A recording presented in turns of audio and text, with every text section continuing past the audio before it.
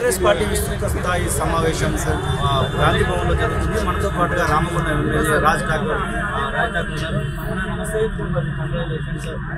ఏం నడుస్తుంది అసలు పార్లమెంట్కి సంబంధించినటువంటి ఎలక్షన్స్ 17 పార్లమెంట్ ఎలాంటి జనరల్ సమావేశం ఇది దీపాదాస్ మిశ్రా ప్రధాన కార్యదర్శి ఇన్ఛార్జ్ వారికి స్వాగతం. తర్వాత మొదటి సమావేశం ముఖ్యమంత్రిగా ఉప ముఖ్యమంత్రిగా క్యాబినెట్ తోటి నిన్నటి వరకు జరిగినటువంటి ఒక కార్యకర్తల సమిష్టి కృషి, ప్రతి ఒక్క నాయకుడు కార్యకర్త బలంగా పనిచేయడం వల్లనే ఈరోజు ఇవాళ అధికారిక నాయకం పార్టీని పటిష్టం చేయాలి, కార్యకర్తకు సపోర్ట్గా ఉండాలి, అండగా ఉండాలి, కార్యకర్తను బలోపేతం చేయాలి, రేపు భవిష్యత్తులో వచ్చే ఏ ఎన్నికైనా సిద్ధం కావాలనే ఒక ఆలోచనతోటే ఈ యొక్క కార్యక్రమం నడుస్తాం. సరిగ్గా ఇవాళకి నెల రోజులైంది. డిసెంబర్ 3వ తారీఖు, ఇప్పుడు జనవరి 3వ తారీఖు రావడం జరిగింది. ఈ నెల రోజులలో ఎట్లా కనబడతా ఉంది? మొత్తానికి 11 మంది మంత్రులుగా ప్రమాణ స్వీకారం చేయడం జరిగింది. ముఖ్యమంత్రిగా రేవంత్ రెడ్డి ఉండడం జరిగింది. ఐఏఎస్ల ట్రాన్స్ఫర్లు నడుస్తూ ఉన్నాయి. మీకు ముఖ్యంగా సింగరేణి ప్రాంతమైనటువంటి సింగరేణికి సీఎంగా ఉన్నటువంటి శ్రీధర్ను మార్చినటువంటి సందర్భం కూడా కనబడతా ఉంది. ఎట్లా కనబడతా ఉంది 30 రోజుల పాలన చూస్తూ ఉంది? చాలా గొప్ప మార్పు. పూర్తిగా డొల్లా చేసిపోయిన ఈ రాష్ట్రాన్ని, మిగులు రాష్ట్రంగా ఉన్నటువంటి నిధులు ఉన్నటువంటి రాష్ట్రాన్ని డొల్లగా చేసింది. ఈ డొల్లగా ఉన్న రాష్ట్రాన్ని మళ్ళీ పూర్వవైభవం తీసుకురావడానికి మామూలుగా ఎక్సర్సైజ్ నడుస్తలేదు. ప్రభుత్వం ఈ నెల రోజుల కాలంలోనే దీన్ని పూర్తి స్థాయిలో మంచి ఒక బాటలు నడిపేయడానికి పరిగెత్తుతుంది. డెఫినెట్గా ఆ పరుగు చివరి వరకు ఉంటుంది. రాబోయే రోజుల్లో ఈ రాష్ట్రాన్ని మంచి రాష్ట్రంగా తీర్చిదిద్దడానికి ప్రభుత్వం పూర్తి స్థాయిలో దశాబ్ద కాలం తర్వాత ఐఎన్టీయూసీ సింగరేణి ఎలక్షన్స్లలో మళ్ళీ అధికారం అయితే తీసుకున్నటువంటి పరిస్థితి. దాదాపు 6 ప్రాంతాలలో సింగరేణికి సంబంధించినటువంటి ఎన్నికలలో గెలిచినటువంటి సందర్భం అయితే కనబడతా ఉంది. ఎట్లా చూస్తారు? మీ ప్రాంతం మొత్తం కూడా సింగరేణిలోనే ఉంటుంది కదా? 6 కాదు, పూర్తి స్థాయిలో గెలవాల్సిన అవసరం ఉండే. చిన్నగా ఐఎన్టీసీలో మొదటి నుంచి కూడా ఈ ఎన్నికలు రావడం, ఏ రాజకీయ నాయకుడు కూడా దాంట్లో పాలు పంచుకోకపోవడం వల్ల కొంచెం నష్టం జరిగింది. లేకుంటే పూర్తి స్థాయి అవకాశం. తర్వాత సిపిఐ తోటి ఒక పొత్తు అనేటువంటి ఒక దానివల్ల వేరే స్థాయి కార్యకర్తలు ఎవరు దీని మీద పార్టీ డిసిషన్ కొరకు వేచి చూసారు.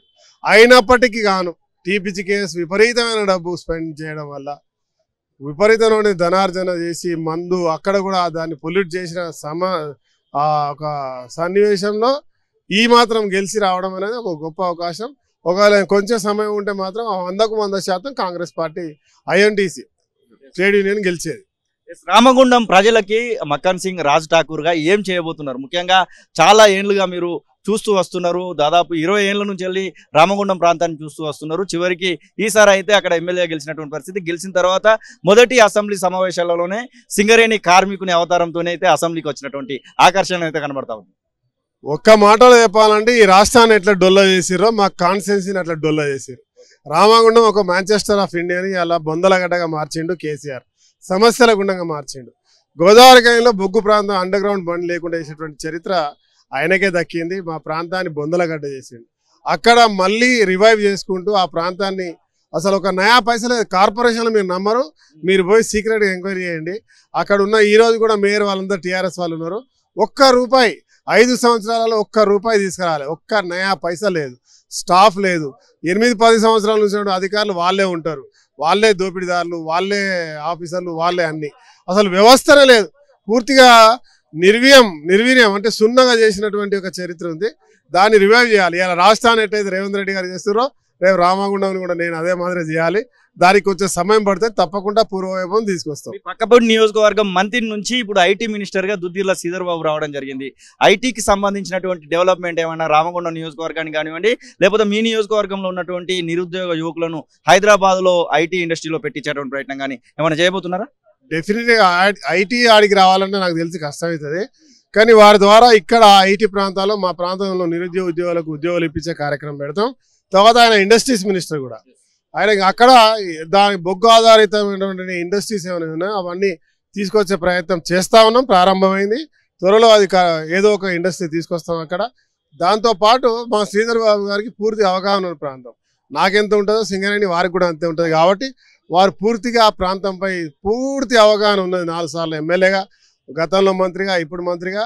చిన్న సమస్యలు కూడా పల్లె నుంచి నీళ్ల సమస్యలు, రైతు సమస్యలు, కార్మిక సమస్యలు, కాంట్రాక్ట్ కార్మికుల సమస్యలు ఒక్కటని కాదు, ప్రతి ఒక్కటి కూడా ఆయనకు అవగాహన ఉంది కాబట్టి డెఫినెట్గా వారి ద్వారానే ప్రభుత్వంపై ఒత్తిడి తీసుకొచ్చి ఆ ప్రాంత సమస్యల పరిష్కారం చేస్తాం. నాకు పూర్తి విశ్వాసం ఉంది రామగుండానికి పూర్వవైభవాన్ని శ్రీధర్ బాబు గారి యొక్క మంత్రి ఒక సహకారంతో వారి యొక్క పూర్తి వారికి ఉన్న అవగాహనతోటి మా ప్రాంతాన్ని మమ్మల్ని పెట్టి మా కొత్త వాళ్ళకి మమ్మల్ని ఎట్లయితే గెలిపించుకున్నారో అదే మాదిరిగా మా ప్రాంతాన్ని అభివృద్ధి చేసే బాధ్యత కూడా వారు తీసుకుంటారని డెఫినెట్గా వారి ద్వారా చేసి తీరుతాం. గతంలో బీఆర్ఎస్ ప్రభుత్వము కారుణ్య నియామకాలను చేపట్టింది వారసత్వ ఉద్యోగాల విషయంలో. ఈసారి కాంగ్రెస్ పార్టీ ఏమైనా కొత్త నిర్ణయాలు తీసుకోబోతుందా? ముఖ్యంగా ఈ విషయంలో వేలాది మంది కార్మికులకు సంబంధించినటువంటి పిల్లలు వెయిట్ చేస్తున్నటువంటి సందర్భం అయితే కాదు. మీ దగ్గర కూడా చాలా మంది అర్జీలు పట్టుకొని వచ్చినటువంటి సందర్భాలు కూడా ఉంటాయి. గత ప్రభుత్వంలో ఇప్పుడు ఉన్నటువంటి ప్రభుత్వంలో కూడా వారి కోసం ఏమైనా నిర్ణయాలు తీసుకోబోతున్నారా సింగరేణి ముఖంగా? వారసత్వ ఉద్యోగాలు కొత్తగా నిర్ణయం తీసుకోవాల్సిన అవసరం లేదు. సేమ్ డిపెండెంట్ ఉద్యోగాలు గతంలో దోపిడీ జరిగింది. ఒక్కొక్క ఉద్యోగానికి 15-20 లక్షలు 30 లక్షలు అట్లా తీసుకొని పెద్ద స్కామ్ నడిచింది కోట్లల్లో. ఈసారి ఒక్క నయా పైసా ఖర్చు కాకుండా కార్మికుడికి కష్టానికి 57 సంవత్సరాలు కష్టపడి రక్తాన్ని చెమటగా మార్చి తన పిల్లలను అదే సంస్థలో పనిచేయడం తీసుకొచ్చే వారికి చదువుకున్న వారికి కూడా గౌరవమైనటువంటి ఆ చదువుకు తగ్గ ఉద్యోగం ఒక నయా పైసా లేకుండా పారదర్శకంగా చేసే పని చేస్తాం. అదే ఒక గొప్ప వరంగా కార్మికుడికి ఉంటుంది. అదే మాదిరిగా మారు పేర్లకు సంబంధించిన సమస్యలు పరిష్కరిస్తాం. వారి యొక్క సొంతింటి కళ తప్పకుండా మేము దాని మీద ప్రయోగం చేస్తాం. దగ్గర ఉన్నటువంటి సిమెంట్ ఫ్యాక్టరీకి ఉద్యోగ సంఘాల నాయకునిగా మీరు చాలా ఏళ్ళుగా పనిచేసినటువంటి సందర్భం ఉంది. ఇటు ఎన్టీపీసీకి సంబంధించినటువంటి విషయంలో ఉంది. ఆ తర్వాత ఎరువుల కర్మాగారం కూడా వచ్చింది. మొత్తానికి కర్మాగారాల కేంద్రంగా రామగుండం కనబడతా ఉంది. ఇప్పుడు ఉన్నటువంటి కార్మికులకు ఏమైనా భరోసా కల్పించే విధంగా, ముఖ్యంగా వారికి ఉన్నటువంటి ఏదైనా చనిపోతే ఏమైనా పాలసీకి సంబంధించినటువంటి అట్లాంటి ఏమైనా చేయబోతున్నారా? ఇక్కడ మీకు పూర్తి స్థాయిలో అవగాహన ఉంది. అటు సిమెంట్ కార్మికులు కానివ్వండి, ఎన్టీపీసీ కానివ్వండి, ఇటు రామగుండంకి సంబంధించినటువంటి ఎరువుల కార్యక్రమం కానివ్వండి, అలాగే సింగరేణి ఎంప్లాయీస్ అందరు కూడా చనిపోతే దాని మీద మేము చేయబట్టినా దాని ఒక రేట్ 2 లక్షల నుంచి అలా 25 లక్షలు మామూలు కాంట్రాక్ట్ కార్మికుడికి వస్తూ ఉన్నాయి. ఒకవేళ సింగరేణి కార్మికుడు చనిపోతే ₹1 కోటి వస్తూ ఉన్నాయి. చావుకి విలువ కట్టడం అనేది తప్పది. కానీ ఒకవేళ ప్రమాదవశాత్తు ఏదైనా జరిగితే ఖచ్చితంగా అవి ఇవ్వాల్సిందే, ఇచ్చి తీరాల్సిందే. చట్టపరంగా శాశ్వతంగా అయ్యేటువంటి కార్యక్రమాన్ని చేస్తాం. అదే మాదిరిగా అలాంటివి జరగకుండా వారికి ఒక సేఫ్టీ ప్రికాషన్స్ తీసుకునే విధంగా కూడా చాలా కఠినమైనటువంటి పద్ధతులు తీసుకొస్తాం. తర్వాత సిమెంట్ ఇండస్ట్రీ మా దగ్గర సిక్ ఇండస్ట్రీ అయిపోయింది. చాలా పురాతన కాలం అది. అక్కడ ప్రభుత్వం ద్వారా ఏదైనా సిమెంట్ ఇండస్ట్రీస్ తీసుకొచ్చేటువంటి ఇంకా కొత్తగా మాకు లైమ్ స్టోన్ అక్కడ ప్రాంతంలో ఉన్నది, మంచిర్యాల ఆ ప్రాంతంలో ఉన్నది, దగ్గర ట్రాన్స్పోర్ట్ చేసుకునే అవకాశాలు ఉంటాయి. ఇప్పుడు ఉన్నవాడికి లైమ్ స్టోన్ అయిపోయి వేరే ఎక్కడొచ్చో తెచ్చుకుంటా ఉన్నారు 400-500 కిలోమీటర్ల నుంచి. మాకు అక్కడ కనుక ఎవరైనా ప్రైవేట్ ఇండస్ట్రీస్ వాళ్ళు వచ్చే ఉంటే ముందుకు వచ్చే ఉంటే తప్పకుండా ప్రభుత్వం ఒప్పించి అక్కడ ఇండస్ట్రీస్ పెట్టడానికి మేము సహకరిస్తాం. ఆ ప్రాంతంలో ఇండస్ట్రీస్ పెట్టాలి. ఒకప్పుడు ఇండస్ట్రియల్ బెల్ట్ అది, ఇప్పుడు ఇండస్ట్రీస్ పోయేసి మాంచెస్టర్ ఆఫ్ ఇండియాగా పేరు గతంలో. ఇప్పుడు ఇండస్ట్రీసే లేకుండా పోతా ఉంది. ఈరోజు ఆ ప్రాంతాన్ని ఇండస్ట్రియల్ బెల్ట్గా చేయాలని పూర్వవైపు తీసుకురావాలి, ఎంప్లాయ్మెంట్ని క్రియేట్ చేయాలనే ఒక ఆలోచననే ఇలా నాది ప్రభుత్వం ఉంది కాబట్టి దాన్ని బట్టి ముందుకెళ్తాం. చివరగా అభయాస్తం అప్లికేషన్ల ప్రక్రియ నడుస్తుంది. ఇంకొక 2 రోజులలో ప్రక్రియ కూడా ముగినున్నటువంటి పరిస్థితి. రామగుండం నియోజకవర్గంలో ఎట్లా నడుస్తుంది? మీరు ప్రత్యక్షంగా వెళ్ళి చూడడము, అప్లికేషన్లు తీసుకోవడం ఏమైనా జరిగాయా? ప్రారంభించిందే నేను మొదట, తర్వాత 2-3 రోజులు చేస్తాం. 2-3 రోజులు మా నాయకులు తర్వాత ప్రజాప్రతినిధులు చేస్తా ఉన్నారు. మళ్ళీ రేపటి నుంచి చివరి వరకు కూడా నేను పార్టిసిపేట్ చేస్తా. బ్రహ్మాండంగా నడుస్తూ ఉంది. ఈరోజు ఎవరెవరైతే అర్హులు ఉన్న వాళ్ళు ఉన్నారో వాళ్ళందరూ క్యూలో నిలబడి కావాల్సినంత తీసుకుంటా ఉన్నారు. వాళ్ళని ఇబ్బంది పడకుండా కొంతమంది దానికి కూడా దళారులు మోపారు. 20-30 రూపాయలు తీసుకొని 50 రూపాయలు తీసుకొని జిరాక్ తీసుకోండి. అవి నా దృష్టికి వస్తే ఎంబటికంపడే అక్కడున్న పోలీస్ అఫీషియల్కి అధికారులకు చెప్పడం జరిగింది. అవి కూడా జరగకూడదు. ఏ ఒక్కరికి కూడా ఒక నయా పైసా కాకుండా వాళ్ళకి ఫామ్ పూర్తి స్థాయిలో చేరాలి. ఆ ఫామ్ వాళ్ళు వచ్చి వాళ్ళని అధికారులు నవ్వుతూ పలకరిస్తూ ఖచ్చితంగా మేము ఉన్నామనే భరోసాను ఇస్తూ ఆ వాడాలలోకి వెళ్ళి ఇచ్చేటువంటి కార్యక్రమం జరుగుతుంది. అది జరుగుతూ ఉంది. మా ప్రాంతంలో చాలా మంది చాలా సంతోషంగా ఉన్నారు. చాలా మంది అడిగేటువంటి క్వశ్చన్ ఏదైనా తక్కువైందా అంటే రేషన్ కార్డు అని చెప్పి మేము స్పష్టంగా చెప్పినాం. రేషన్ కార్డు త్వరలో ప్రారంభమవుతుంది.